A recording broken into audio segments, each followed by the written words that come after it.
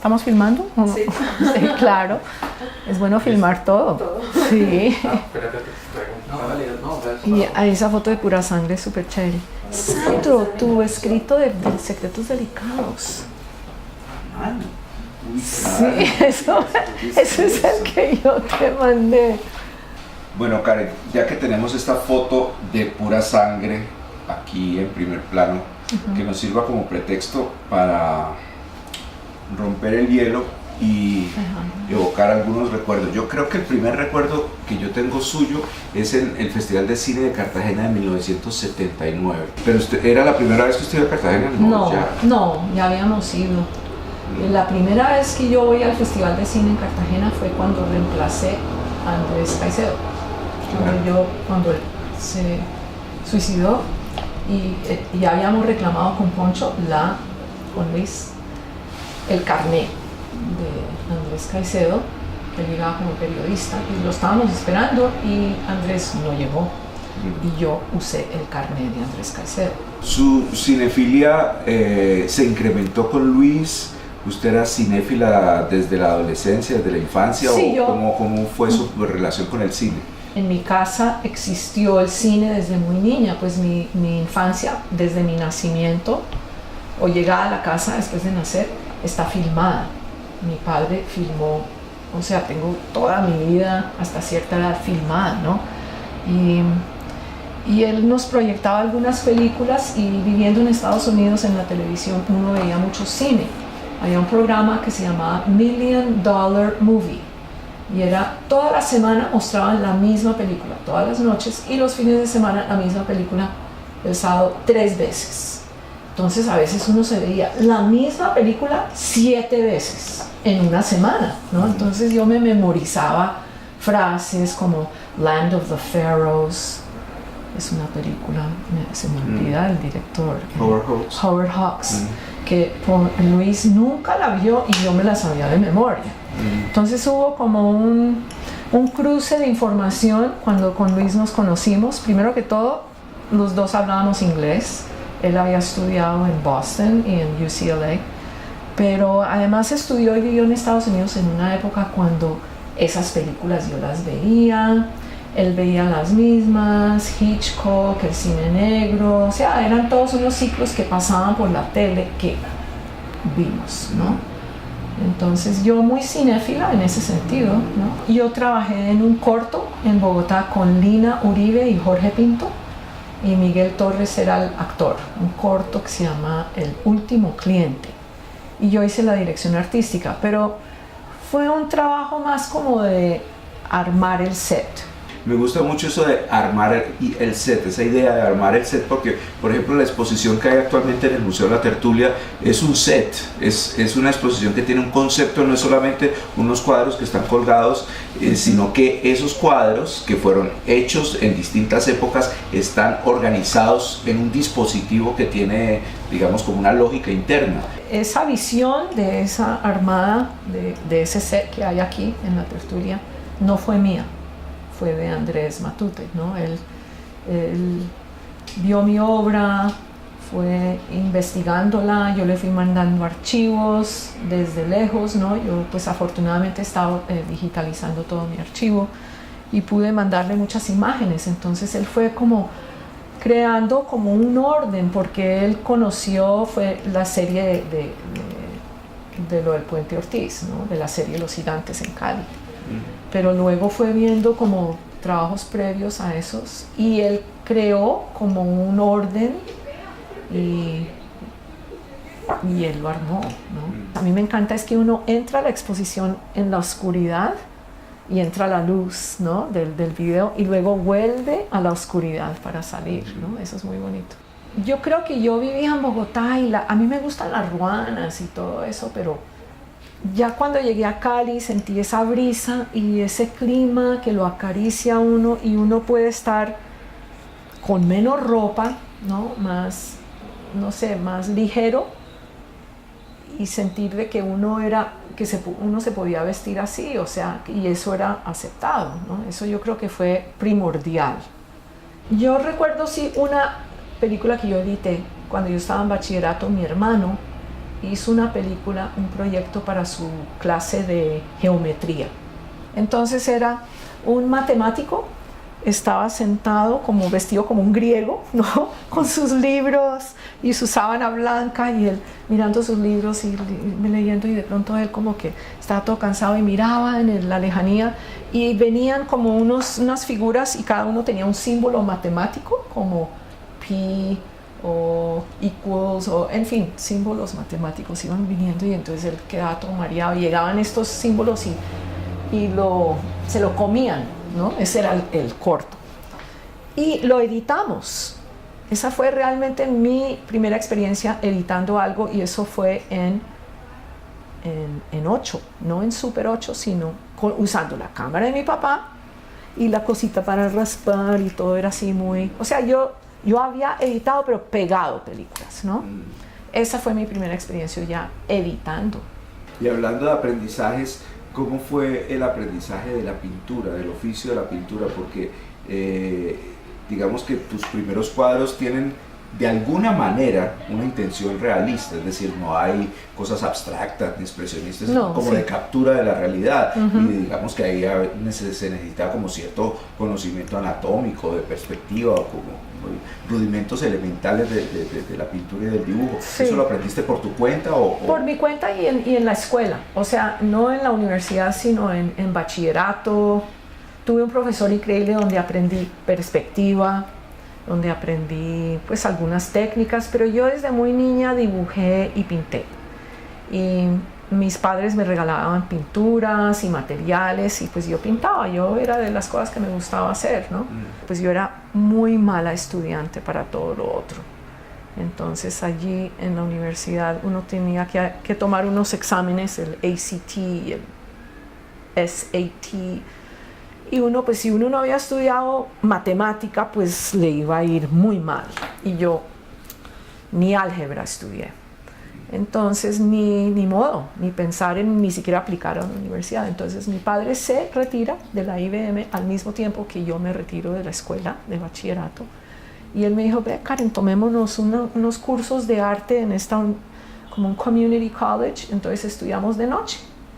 Él tomó clases de escultura y yo tomé una en grabado, entonces sí aprendí la técnica del grabado, y una en pintura, pues yo venía pintando, pero uno siempre aprende algo, ¿no? Entonces eso también pues lo inspiraba a uno, que el padre de uno se aventurara en eso, y uno respetaba mucho su trabajo, en fin. Y mi madre pintaba, mi abuelo orfebre, o sea, yo vengo de una familia de gente que usa las manos, de artesanos, en fin, el arte está ahí metido, eso no se pierde. Mi abuelo, por el lado de mi padre, era cocinero, tenía un restaurante francés en La Plata. Entonces también, pues, uno cocina, eso es una creación, ¿no? ¿Cuál fue tu relación con las señoras de la tertulia? Bueno, yo conocí fue a Gloria Delgado y a Maritza. No, pues con Gloria, pues siempre cagada la risa, ¿no? Gloria es la risueña, muy simpática, y con Maritza también, siempre una buena relación, ¿no? Y a través de Miguel, pues Miguel estaba aquí en la tertulia, entonces a través de Miguel yo las conozco a ellas. Y participé en unos salones de arte joven aquí, estando en Bogotá, y también yo creo que soy muy amiga de Humberto Giangrandi, y yo creo que él también tenía una conexión con la tertulia ya en las bienales de artes gráficas, porque me acuerdo que desde Bogotá yo pues hice grabado en el taller de Humberto, él me prestaba el taller, y él a veces sugería de que yo participara o que metiera obra ahí a ver si la aceptaban, ¿no? Pero veníamos mucho a la tertulia, uno siempre pues llegaba aquí, veía a Gloria ahí, o ella bajaba, lo saludaba a uno, y con Ramiro ya estando en la Cinemateca, ¿no? Ya cuando es que veníamos mucho acá a la tertulia. Uno ha visto que hay directores que son dibujantes y que han hecho sus propios storyboards, pero en este caso es tu trabajo como pintora, como dibujante, pero ese trabajo fue, entre comillas, dictado por el director que te iba diciendo cuáles eran los encuadres, o es tu mirada del libreto de cómo iba a ser, o cómo era, porque se hizo antes de que se rodara la película. Sí, bueno, buscamos las locaciones, y en base a las locaciones y el guión, que ya estaba escrito, se elaboró un guión técnico. O sea, se desglosó cada escena y se decía la acción que sucedía. Entonces, bueno, aquí hay un plano que va a ser un plano cerrado, aquí hay otro plano que es un plano abierto, hay un inserto que es un detalle, ¿no? Entonces se desglosó cada escena. Plano 1, 2, 3, 4. Entonces, ya conociendo las locaciones, dijimos, bueno, vamos a hacer el storyboard. Entonces con Luis decíamos, ¿dónde está la cámara? La cámara, entonces me decía, es un plano medio. Entonces él ya me había dicho que, yo digo, ¿qué es un plano medio? ¿Qué es un plano americano? ¿Cuál es el detalle? Entonces yo ya aprendiendo ese idioma, ese lenguaje, me decía, bueno, es un dolly que es en este lado del salón que va hasta la ventana. Entonces yo ya, esas son visiones mías. Y lo que a mí más me encanta de ese storyboard es que hay escenas que son igualitas a mi storyboard. A veces mi storyboard es mejor, creo yo, que la película. Mentiras, no, la película es muy buena. Sí. Pero a mí me encantaba ver que hubo escenas que salían idénticas. De alguna manera Carlos Mayolo y Luis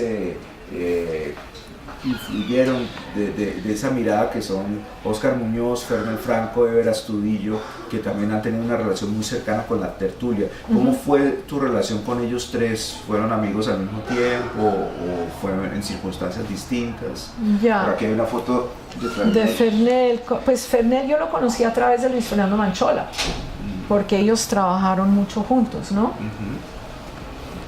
Y no, pues con Fernel ahí mismo nos volvimos muy amigos, pues tan simpático. A pesar de que Fernel era una persona muy callada, muy callado. Sin embargo, creo que tenías muy buena relación con él, ¿no? Sí, y él siempre me fotografiaba mi obra, pues hacerle registro a mi obra, él me tomaba las transparencias. Sí. Y una cosa que me impactó mucho de ver todos estos cuadros, que los he conocido en distintas épocas, en distintas circunstancias, es ver cosas que uno se le han olvidado, o a mí se me han olvidado, y volver a ver el video de Secretos Delicados para mí fue muy emocionante, además porque no me acordaba realmente de lo que pasaba. Yo tenía destellos, ¿no? Como de Miguelito desnudo con los cuadros y Manchola y Fernel corriendo por las escaleras del edificio donde ustedes vivían, pero ese video, pues ahí nos reunimos como, ¿qué? 10 amigos y era como una creación completa, ¿no? Eso fue como una semana de trabajo continuo. Máximo una semana. Y yo me acuerdo que yo había hecho como unas anotaciones de las escenas que yo quería que aparecieran. Claro, yo me acuerdo que yo tenía celos de esta lámpara, por ejemplo. ¿Sí?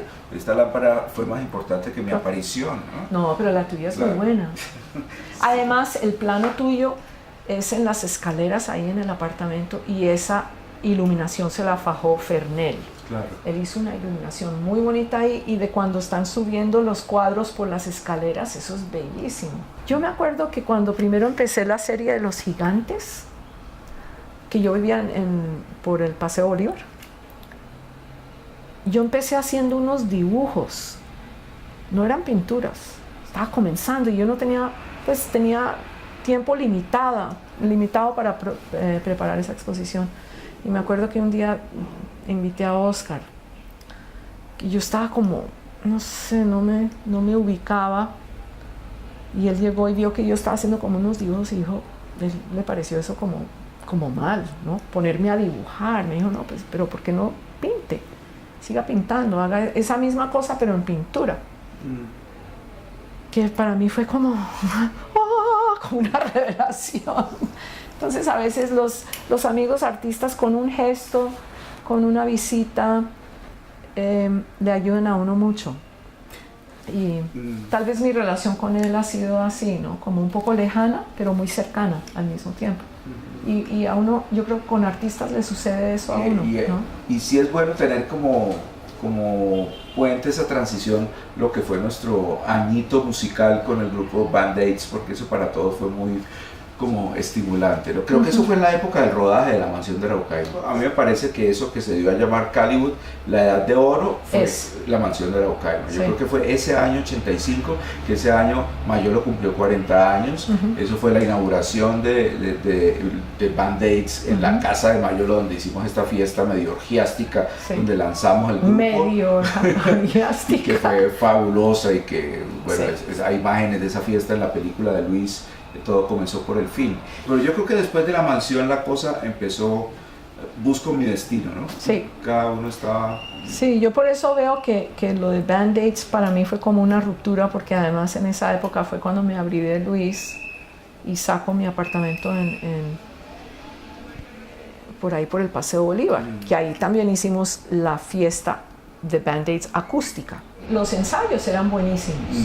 Claro. O sea, lo mejor eran los ensayos. Lo tomábamos muy en serio, Sí. y entonces decían, ¿ustedes qué es lo que están haciendo? ¿No? Y ellos no se imaginaban qué era lo que Karen hacía con estos 4 hombres encerrados en un cuarto por allá lejos, horas. Sí, ahora estaba pensando que hay, digamos, como un bloque norteamericano, gringo, hay un bloque caleño, hay un bloque bogotano en tu obra, pero hay una ruptura radical que es cuando te vas para Roma y lo haces en los 90 y es como empezar una nueva vida, ¿no? Yo creo que solo nos vimos una vez en Roma y era otra Karen, ¿no? Era como con ¿Sí? otro ¿Te cuento. parece? Sí.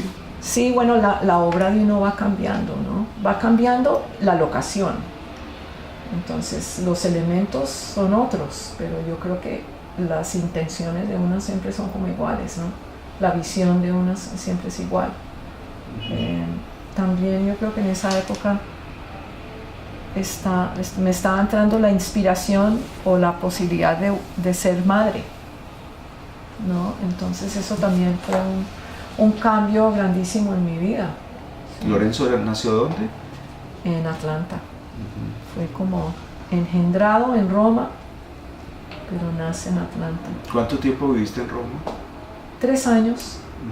3 años, delicioso. Pero me parecía curioso ya la mirada desde otro ángulo, que la tertulia, por ejemplo, hiciera esta exposición como un descubrimiento de alguien, ¿no? Como alguien que se había perdido por allá en las montañas rocosas y de pronto aparece. ¿Y te parece que eso de que estás descubriendo tu obra tiene alguna razón, o hay una parte de tu obra que se inscribe en Atlanta? ¿Te podrías decir que hay una obra de Atlanta en el proceso de tu trabajo? Claro, sí, pues porque yo he seguido trabajando, ¿no? He seguido trabajando allá. Esa obra no está aquí. A mí me parece... ¿Por qué? Bueno, es que la obra que escogió el curador Andrés Matute para esto era la obra que hice durante los 70s y 80s, que a él le pareció como de una gran efervescencia de mi trabajo, y es cierto, ¿no? Yo creo que en esas 2 décadas hay un tipo de trabajo. Ya después mi trabajo es una mezcla de todo eso, de todo ese momento. Cambia. No, y me parecía interesante porque era además más pintura, más dibujo. Eso de descubrir es como de que uno está cubierto, entonces lo desnudan a uno.